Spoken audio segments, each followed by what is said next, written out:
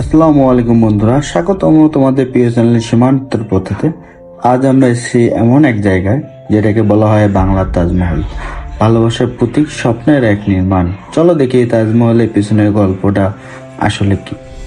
ভারতের তাজমহল যেমন ভালোবাসার স্মারক, তেমনি এই বাংলার তাজমহল বানানো হয়েছে এক স্বামীর অগাধ ভালোবাসা থেকে।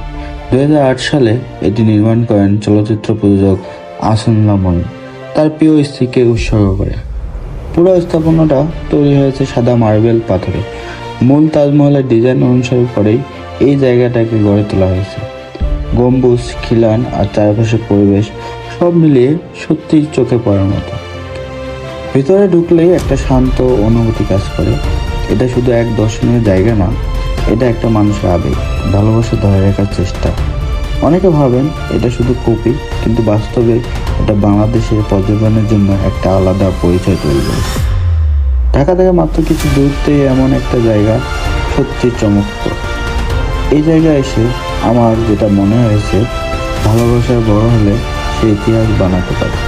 হয়তো একদিন এই জায়গাটাও বাংলাদেশের গর্ব হয়ে উঠবে। যারা আসতে চাও, ঢাকা থেকে খুব সহজেই নারায়ণগঞ্জ হয়ে এখানে আসা যায়। পরিবার, বন্ধু কিংবা কাপল সবাই আসতে পারে নিশ্চিন্তে। আজকে এই ব্লগটি যদি ভালো লেগে থাকে তাহলে লাইক দাও। চ্যানেলে নতুন হলে সবাই আমাকে সাবস্ক্রাইব করে কমেন্টসে জানাও তোমরা পরের ব্লগ কোথায় দেখতে চাও। কমেন্টসে অবশ্যই জানাও। আমি সীমান্ত, দেখা হবে নতুন কোনো পথে। ততক্ষণ পর্যন্ত সীমান্ত পথে ইউটিউব চ্যানেল থেকে বাই বাই।